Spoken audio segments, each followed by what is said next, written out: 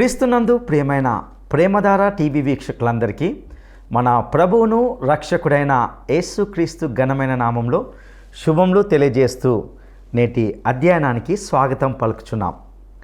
నేటి మన ఈ పాఠంలో యోహాను సువార్త 2వ అధ్యాయము 13 నుండి 25 వరకు ధ్యానించుకోబోతున్నాం. ఇందులో యేసు దేవాలయాన్ని శుద్ధి చేసిన విషయాలను గమనిస్తాం. యెరూషలేము దేవాలయంలో మత వ్యాపారంగా ఉన్నట్టి నాణెముల మారకాన్ని, పావురాల అమ్మకం, గొర్రెపిల్లల అమ్మకాల్ని యేసు చెల్లాచెదురు చేశాడు. దేవుని ఇల్లు దొంగల గుహగా, వ్యాపార కేంద్రంగా కావడం దేవునికి ససేమిరా ఇష్టం లేదు. కాబట్టి ప్రభువు తప్పనిసరిగా దేవాలయాన్ని శుద్ధి చేసినట్లుగా, అక్కడున్న వారిని హెచ్చరించినట్లుగా చూస్తాం.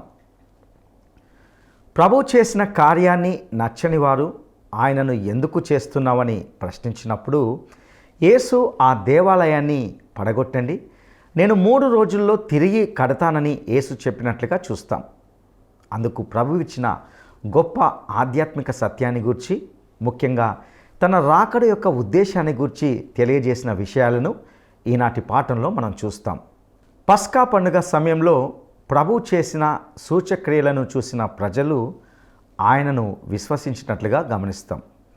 ఇంకా మరిన్ని శ్రేష్టమైన సత్యాలను ఈనాటి పాఠంలో మనము నేర్చుకుందామా? ప్రియ సోదరి సోదరులారా, మీ బైబిళ్ళు తెరవండి. యోహాను సువార్త 2వ అధ్యాయం 13వ వచనం నుండి 25వ వచనం వరకు పాఠం వినండి. యూదుల పస్కా పండుగ సమీపించగా యేసు యెరూషలేమునకు వెళ్ళి దేవాలయములో ఎడ్లను, గొర్రెలను, పావురములను అమ్మేవారు, రూకలు మార్చేవారు కూర్చుని ఉండడం చూచి తాళ్లతో కొరడాలు చేసి గొర్రెలను, ఎడ్లనన్నిటినీ దేవాలయములో నుండి తోలివేసి, రూకలు మార్చేవారి రూకలు చల్లివేసి, వారి బల్లలు పడద్రోసి, పావురములు అమ్మేవారితో అన్నాడు, వీటిని ఇక్కడి నుండి తీసుకుని పొండి.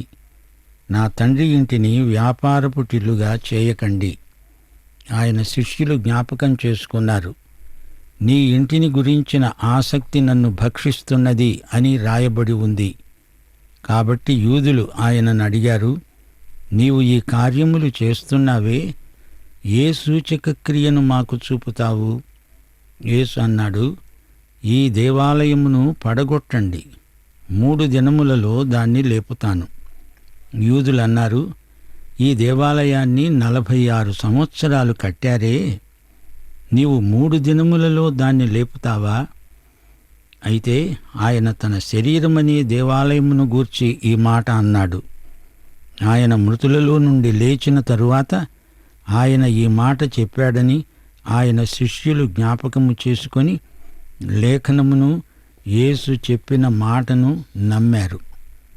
ఆయన పస్కా పండుగ సమయంలో యెరూషలేములో ఉండగా ఆ పండుగలో అనేకులు ఆయన చేసిన సూచక క్రియలను చూచి ఆయన యందు విశ్వాసముంచారు. అయితే యేసు అందరినీ ఎరిగినవాడు గనుక ఆయన తనను వారి వశము చేసుకోలేదు. ఆయన మనుష్యుని ఆంతర్యమును ఎరిగినవాడు గనుక ఎవ్వడూ మనుష్యుని గూర్చి ఆయనకు సాక్ష్యమివ్వనక్కర్లేదు. సోదరీ సోదరులారా, వింటున్నారా? యేసు ప్రభు గలిలయలోని కానా నుండి కపెర్నహూముకు, అక్కడి నుండి యెరూషలేముకు వచ్చాడు. అది యూదుల పస్కా పండుగ సమయం. అది ప్రభువు యొక్క పస్కా కాదు, యూదుల పస్కా పండుగ. నిర్గమకాండం 12వ అధ్యాయం 27వ వచనం, ఇది యెహోవాకు పస్కా బలి. అయితే అది యూదుల పస్కా పండుగ క్రిందికి మారింది. యాంత్రికంగా పస్కా పండుగను ఆచరిస్తారు. దాని అర్థమేమిటో ఎవ్వరూ ఆలోచించరు. పండుగలు సాంఘికములై సంవత్సరానికొకసారి అందరూ కలుసుకునే సమయం. దాని ప్రయోజనం ఈ విధంగా పరిమితమైపోయింది. పస్కా ఎవరిని సూచిస్తుందో ఆ యేసుక్రీస్తు ఇడుగో ఇక్కడే ఉన్నాడు. 1 కొరింథీ 5వ అధ్యాయం 7వ వచనం, క్రీస్తు అనే మన పస్కా పశువు వధించబడ్డాడు. యేసు ఆ సమయంలో యెరూషలేముకు రావడం విశేషం. యేసు బహిరంగ సేవ ఆరంభించి సంవత్సరమైంది. సంవత్సరానికి 3 సార్లు ప్రతి పురుషుడు యెరూషలేముకు వెళ్ళి తీరాలి. పస్కా పండుగకు, పెంతెకోస్తు పండుగకు, పర్ణశాలల పండుగకు 3 సార్లు వెళ్లడం పరిపాటి. పస్కా పండుగ ఏప్రిల్ నెల 14వ తేదీకి వస్తుంది. ఇప్పుడు యేసు పస్కా పండుగకు యెరూషలేముకు రావడం జరిగింది.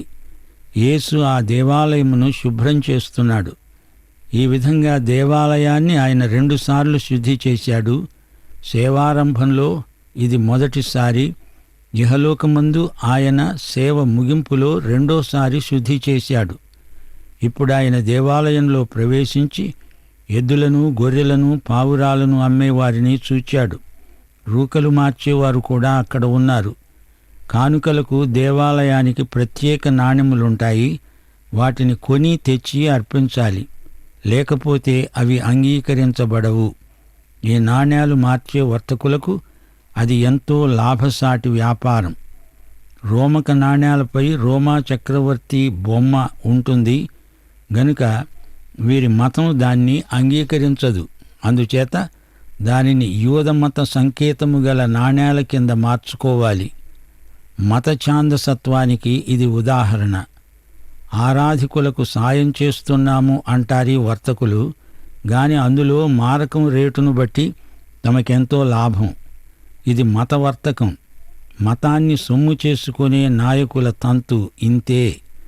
వీరికి మతం ఆధ్యాత్మికంగా చౌకబారు దినుసైపోయింది. ఆర్థికంగా సులభ సంపాదనకు ఇది సాధనమైంది. జంతువులను అమ్ముతున్నారు. ఎద్దులు, పావురాలు, గొర్రెలు.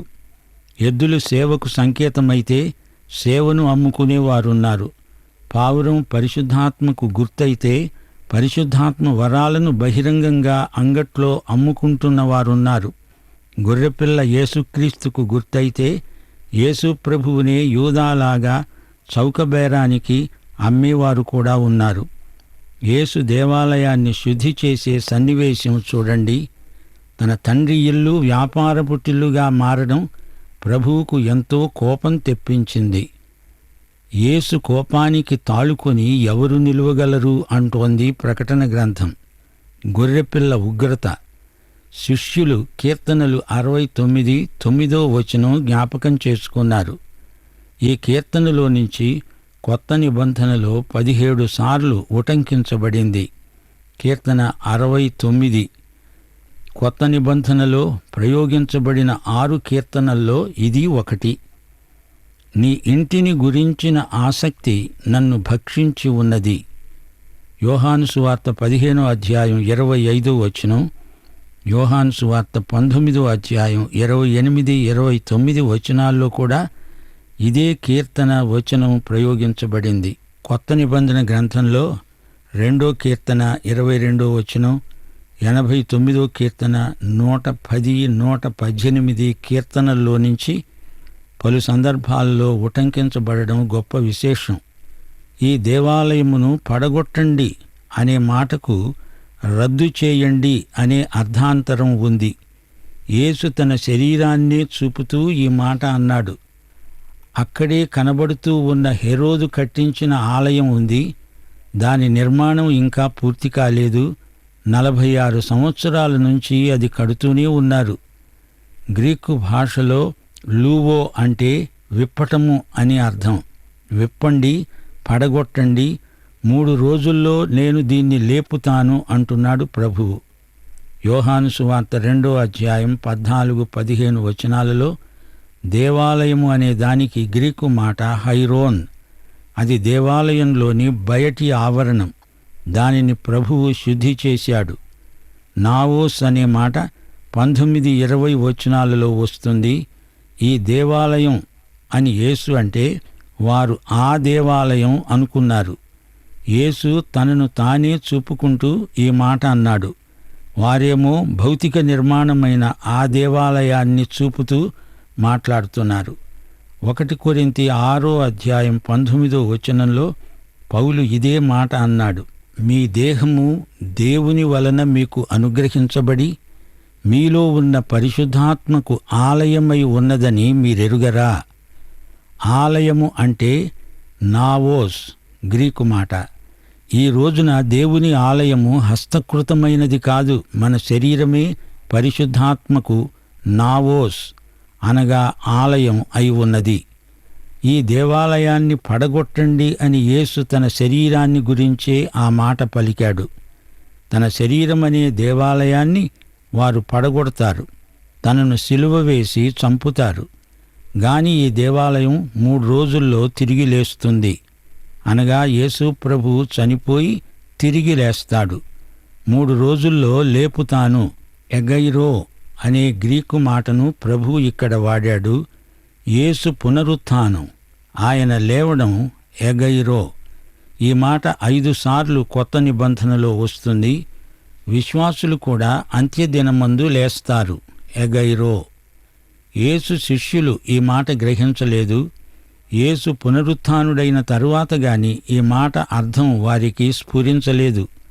లేఖనాలను నమ్మిన వారికి పరిశుద్ధాత్మ అందలి భావాన్ని బోధపరుస్తాడు. సందేహించే వారికి లేఖన సత్యాలు ఒక పట్టాన అర్థం కావు. ప్రియ సోదరీ సోదరులారా, మనం నికోదేము, యేసు ప్రభువు వీరిద్దరి మధ్య జరిగిన సంభాషణ వినబోతున్నాం. నిన్ను పోలిన వారెవరు, మేలు చేయు దేవుడవు, నిన్నే నమ్మితిన్ నా దేవా. నిన్ను పోలిన వారెవరు, మేలు చేయు దేవుడవు, నిన్నే నమ్మితిన్ నా దేవా. నిన్నే నా జీవితమునకు ఆధారము చేసి కొంటిని, నీవు లేని జీవితమంతా వ్యర్థముగా పోవునయ్యా. నిన్నే నా జీవితమునకు ఆధారము చేసి కొంటిని, నీవు లేని జీవితమంతా వ్యర్థముగా పోవునయ్యా. ఎల్ షెడాయ్ ఆరాధనా, ఎలోహీం ఆరాధనా, అడోనాయ్ ఆరాధనా, యేషువా ఆరాధనా. ఎల్ షెడాయ్ ఆరాధనా, ఎలోహీం ఆరాధనా, అడోనాయ్ ఆరాధనా, యేషువా ఆరాధనా.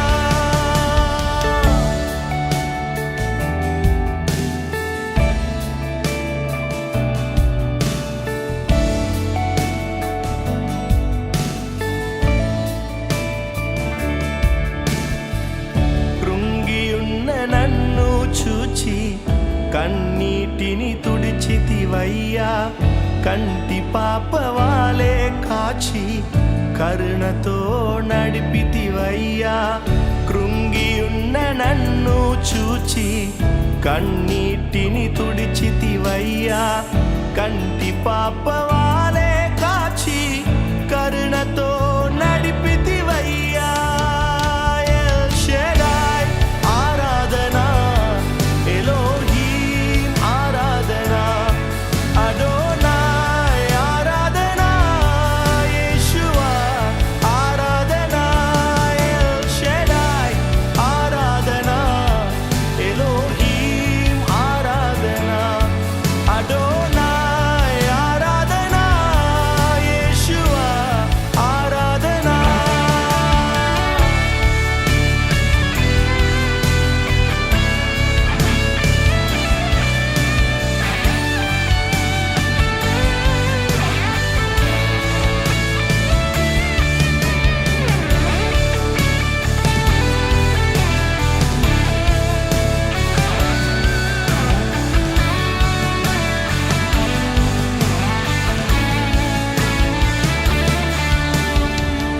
మరణపు మార్గమందు నడిచిన వేళయందు వైద్యునిగా వచ్చి నాకు మరో జన్మనిచ్చితివయ్యా. మరణపు మార్గమందు నడిచిన వేళయందు వైద్యునిగా వచ్చి నాకు మరో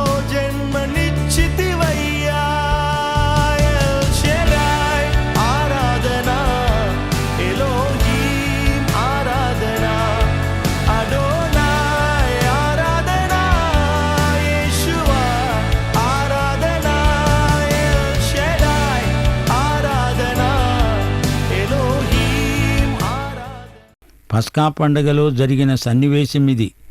యెరూషలేములో యేసు నికోదేముతో మాట్లాడాడు. యేసు చేసిన అద్భుతాలు చూచి చాలామంది యేసునందు విశ్వాసముంచారు. గాని అది వారిని రక్షించే విశ్వాసం కాదు.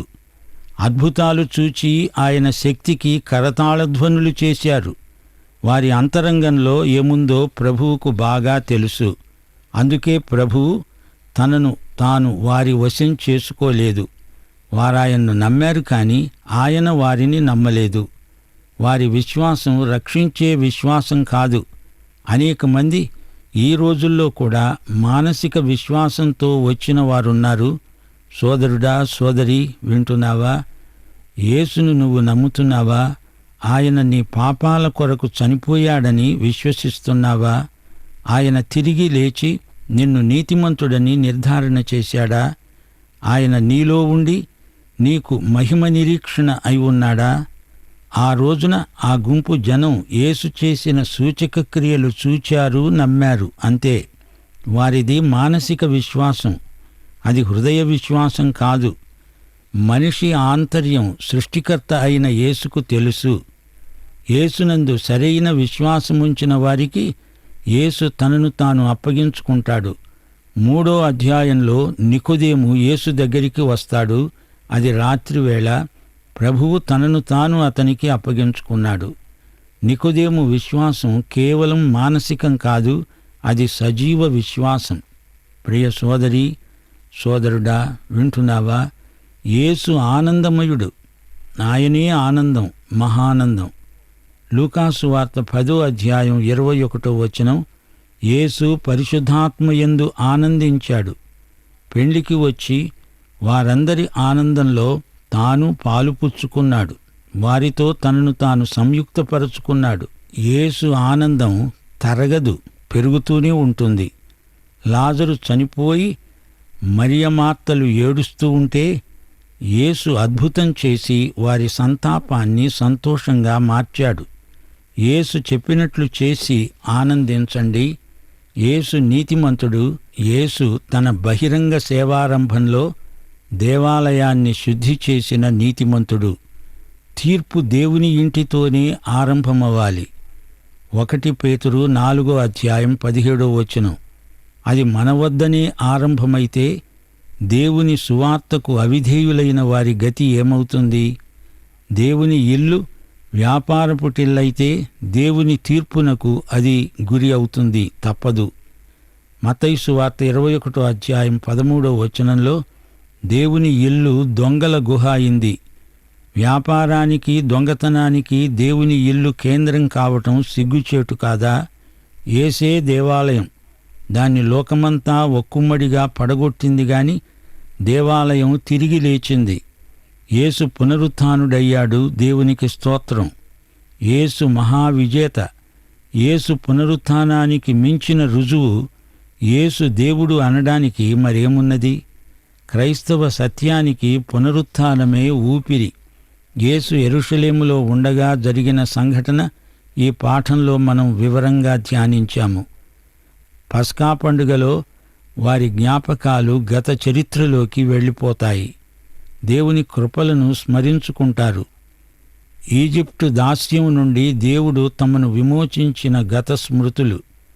యేసు బహిరంగ సేవారంభం పస్కా స్మృతులతో ఆరంభం కావడం ఎంతో అర్థవంతమైన సన్నివేశం. యాత్రాజనంతో యెరూషలేము నగరం ఎంతో రద్దీగా ఉంటుంది.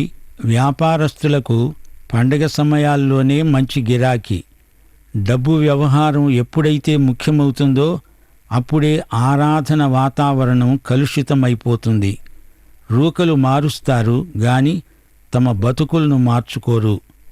మలాకి గ్రంథం 3వ అధ్యాయం 1 నుండి 3వ వచనం వరకు ప్రవచనం. నాకు ముందుగా మార్గము సిద్ధపరచడానికి నేను నా దూతను పంపుతున్నాను. మీరు కోరే నిబంధన దూత తన ఆలయానికి హఠాత్తుగా వస్తాడు. ఆయన వచ్చే దినమును ఎవరు సహించగలరు?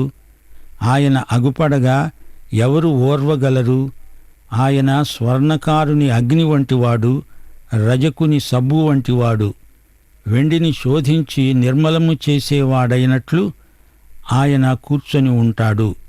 లేవీయులు నీతిని అనుసరించి నాకు నైవేద్యములు అర్పించేటట్లు వెండి బంగారములను నిర్మలము చేసే రీతిని ఆయన వారిని నిర్మలులను చేస్తాడు. యేసు పవిత్ర కోపోద్రేకంతో వ్యాపారస్తుల బల్లలను పడదోశాడు. అక్కడ అర్పించబడే బలుల భావాన్ని వీరు తమ అసభ్య ప్రవర్తనతో చెడగొడుతున్నారు.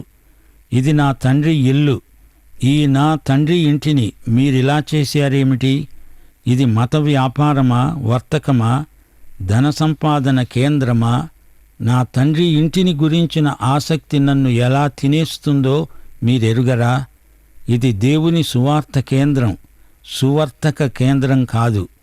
యేసు నా తండ్రి అన్నప్పుడు యేసును బట్టే దేవుడు మన తండ్రి అవుతున్నాడని మనం గ్రహించాలి. తండ్రి ఇంటిని గురించిన యేసు ఆసక్తికి ఆయన చెల్లించిన వెల శిలువ మరణం. యూదులు యేసు నుండి ఏదైనా సూచన కావాలని అడిగారు. యేసు తన మరణ పునరుత్థానాలే సూచనలు పొమ్మన్నాడు. ఈ దేవాలయాన్ని పడగొట్టండి అనే మాటను పట్టుకొని ఆయన మీద అభియోగం మోపారు. మత్తయి సువార్త 26వ అధ్యాయం 60-61 వచనాలు. 2 మనుష్యులు వచ్చి ఇచ్చిన సాక్ష్యం, వీడు దేవాలయమును పడగొట్టు 3 దినములలో దానిని కట్టగలనని చెప్పాడు. ప్రధాన యాజకుడు లేచి, నీవు ఉత్తరమేమీ చెప్పవా? వీరు నీ మీద పలుకుతున్న సాక్ష్యమేమిటి అని అడుగగా ఆయన ఊరుకున్నాడు. అపొస్తల కార్యములు 6వ అధ్యాయం 14వ వచనంలో స్తెఫను మీద కూడా ఇలాగే నేరారోపణ చేశారు. నజరేయుడైన యేసు ఈ చోటును పాడుచేసి మోషే మనకిచ్చిన ఆచారములను మారుస్తాడని వీడు చెప్పగా మేము విన్నాము. ప్రజలు యేసు చేసిన అద్భుతాలను చూచి ఆయన గొప్ప వ్యక్తి, స్వస్థపరుస్తాడు అని నమ్మారు గాని ఆయన రక్షకుడు, ప్రభువు అని నమ్మలేదు. యేసు చనిపోయి తిరిగి లేచిన తరువాత, పరిశుద్ధాత్మ వచ్చిన తరువాత మనల్ని రక్షించే విశ్వాసానికి ఆధారము, రుజువు ఏర్పడ్డాయి. దేవునికి స్తోత్రం. ప్రియ సోదరుడా, సోదరి, వింటున్నావా? 1 సమూయేలు 16వ అధ్యాయం 7వ వచనం, అతని రూపమును అతని ఎత్తును లక్ష్యపెట్టకు, మనుష్యులు లక్ష్యపెట్టే వాటిని యెహోవా లక్ష్యపెట్టడు. మనుష్యులు పై రూపమును లక్ష్యపెడతారు గాని యెహోవా హృదయాన్ని లక్ష్యపెడతాడు. అపొస్తల కార్యములు 1వ అధ్యాయం 24వ వచనం, అందరి హృదయములను ఎరిగిన ప్రభువు మన దేవుడు. 139వ కీర్తన దేవుని సర్వజ్ఞత్వాన్ని వివరిస్తుంది. నికోదేము హృదయంలో ఏముందో ప్రభువుకు తెలియనిది కాదు. యెహోవా, నీవు నన్ను పరిశోధించి తెలుసుకొని ఉన్నావు. నేను కూర్చోవడము, లేవడము నీకు తెలుసు.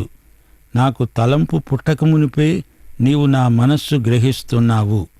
అవును, నికోదేము అడగకముందే అతని హృదయములో దాగి ఉన్న ప్రశ్న, దేవుని రాజ్యమును గురించిన సందేహం, యేసు దానిని బయలుపరిచి సమస్యకు నిత్య పరిష్కారం సూచించాడు. నీవు కొత్తగా పైనుండి పుట్టాలి, లేకపోతే దేవుని రాజ్యములో ప్రవేశించలేవు. సోదరి, సోదరుడా, నీవు రక్షించబడ్డావా? క్రీస్తునందు రక్షించే విశ్వాసం నీకుందా? ప్రార్థన చేసుకుందాం.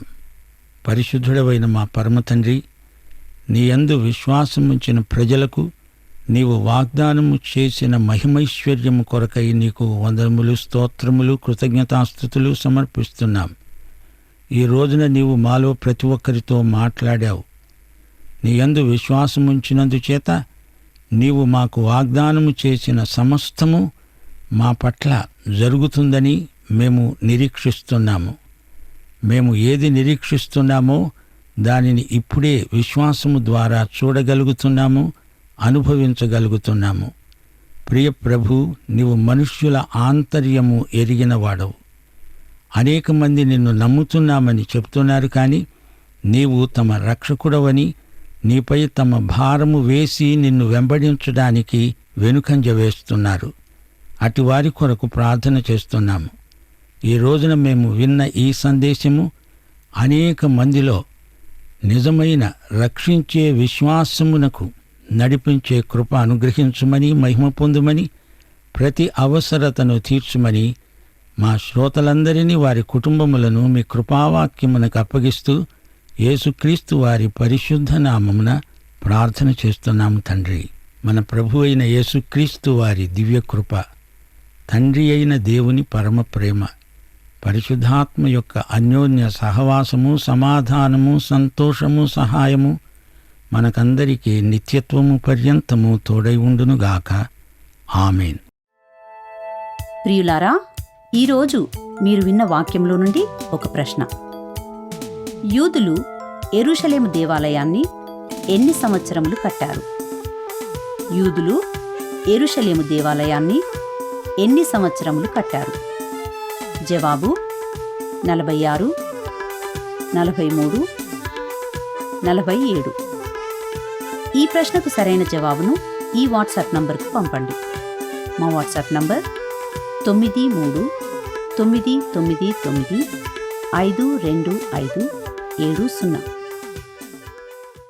ప్రియులారా, ఇంతవరకు మీరు వీక్షించిన ఈ సందేశం ద్వారా ఎన్నో శ్రేష్టమైన విషయాలను నేర్చుకున్నారని భావిస్తున్నాం.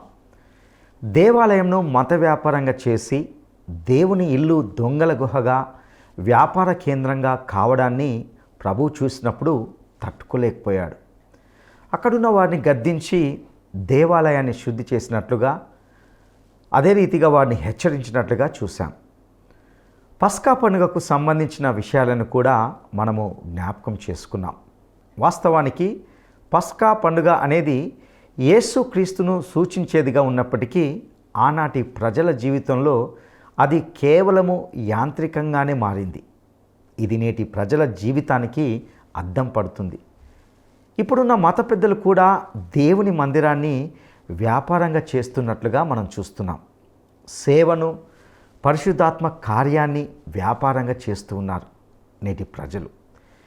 యేసు తన శరీరం అనే దేవాలయాన్ని పడగొట్టండి, నేను 3 రోజుల్లో తిరిగి కడుతానని చెప్పిన మాటను, అనగా యేసు శరీర రీతిగా చనిపోయి తిరిగి 3 రోజులకు లేస్తానని చెప్పాడు. ఇది వారికి అర్థం కాలేదు. పస్కా పండుగ సమయంలో ప్రభువు చేసిన సూచక్రియలను చూసిన ప్రజలు ఆయన్ని విశ్వసించినట్టుగా చూశాం. అయితే ప్రభువు వారికి తనను తాను వశం చేసుకోలేదు. కారణం వారి హృదయ ఆంతరంగాన్ని ఆయన ఎరిగి ఉన్నాడు కాబట్టి. వారి విశ్వాసం రక్షించే విశ్వాసం కాదు. ప్రియ సహోదరుడా, సహోదరి, నేటి దినాల్లో కూడా అనేకులు మానసికంగా రక్షించబడుతున్నారు, కానీ ఆధ్యాత్మికంగా నిజమైన రక్షణ అనుభవం లేకుండా ఉంటున్నారు. నువ్వు నిజంగా యేసును విశ్వసిస్తున్నావా? ఆయన నీ కొరకు చనిపోయి తిరిగి లేచాడని నమ్ముతున్నావా? ఈ సత్యాన్ని నమ్మితేనే నీవు రక్షించబడతావు. అట్టి కృప దేవుడు నీకు దయచేయనుగాక. దైవాశీస్సులు.